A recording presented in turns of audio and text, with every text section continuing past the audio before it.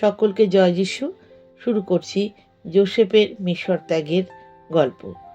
রাজা হেরোদের যখন মৃত্যু হলো, তখন প্রভুর দূত হিসেবে যোসেফকে স্বপ্নে দর্শন দিলেন এবং বললেন, যোসেফ, জাগ্রত হও এবং শিশুটিকে ও তাহার জননীকে সঙ্গে নিয়া ইসরায়েলে ফিরে যাও, কেননা যারা এই শিশুটির প্রাণ নাশ করতে উদ্যোগী হয়েছিল তারা সবই মৃত। সুতরাং তিনি শিশু যিশু ও তাহার জননীকে সঙ্গে নিয়ে তৎক্ষণাৎ ইসরায়েলে প্রত্যাবর্তন করার জন্য রওনা হলেন।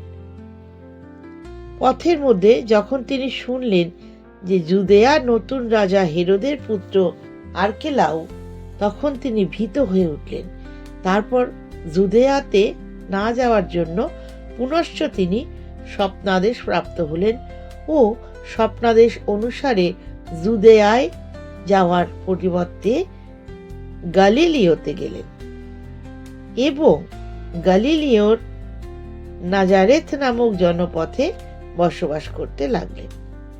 এই ঘটনা প্রভু খ্রিস্ট সম্বন্ধে ভবিষ্যবাদীগণের সেই বচনকেই পূর্ণ করল।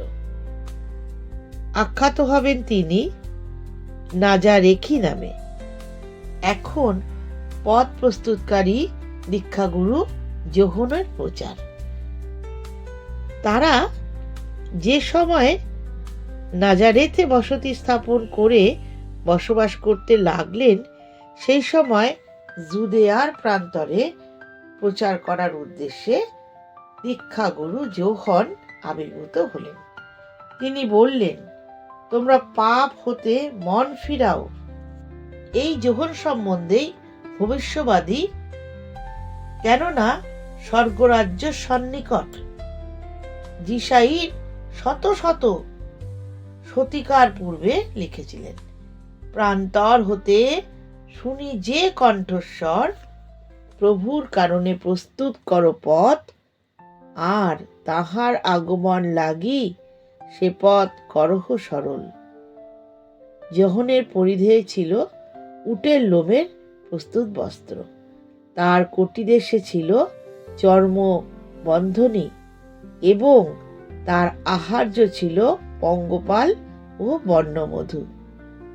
তখন জেরুজালেম থেকে, সমগ্র জর্ডন উপত্যকা থেকে, প্রকৃতপক্ষে জুদেয়ার সর্বত্র থেকেই দীক্ষাগুরু যোহনের ধর্মোপদেশ শুনতে দলে দলে মানুষ সেই প্রান্তরে সমবেত হতে লাগল। আর তারা নিজ নিজ পাপ স্বীকার করে জর্ডন নদীতে দীক্ষাগুরু যোহনের দ্বারা দীক্ষাপ্রাপ্ত হতে লাগল। কিন্তু তিনি যখন দেখলেন যে দলে দলে ফরিস ও সাধুকীয় তার নিকট দীক্ষা নিতে আসছেন, তিনি তাদের ভৎসনা করে বললেন, ওহে সর্পবংশের দল, ঈশ্বরের যে মহাক্রোধ তোমাদের ওপর নেমে আসছে, সেই ক্রোধাগ্নি হতে তোমরা নিস্তার পাবে এ কথা তোমাদের কে বলেছে? দীক্ষাপ্রাপ্ত হওয়ার পূর্বে এ কথা প্রমাণ করো যে তোমরা পাপ হতে মন ফিরাবার জন্য উল্লেখযোগ্য সৎকার্য কিছু করেছ। এই কথা ভেবো না যে আব্রাহাম তোমাদের পূর্বপুরুষ ছিলেন বলেই তোমরা নিস্তার লাভ করবে, তোমরা ইহুদি বলে রেহাই পাবে। এসব চিন্তা মূল্যহীন। ঈশ্বর যদি ইচ্ছা করেন, এই প্রস্তরখণ্ডগুলিকে তিনি ইহুদি সন্তানেও রূপান্তরিত করতে পারেন, আর বৃক্ষগুলিকে সমূলে উৎপাটিত করার জন্য যেসব বৃক্ষ উত্তম ফল ফলাবেন না, সেসব বৃক্ষ কেটে অগ্নিতে নিক্ষিপ্ত হবে। যারা পাপ হতে মন ফিরায়, যারা অনুতাপ করে, আমি তাদের জল দীক্ষা দিই বটে, কিন্তু আমার পর যিনি আছেন তিনি আমার অপেক্ষা অনেক মহান, এতই মহান যে তার পাদুকা বহনের যোগ্যতা আমার নেই। তিনি আমাদের পবিত্র আত্মা ও অগ্নি প্রদান করবেন।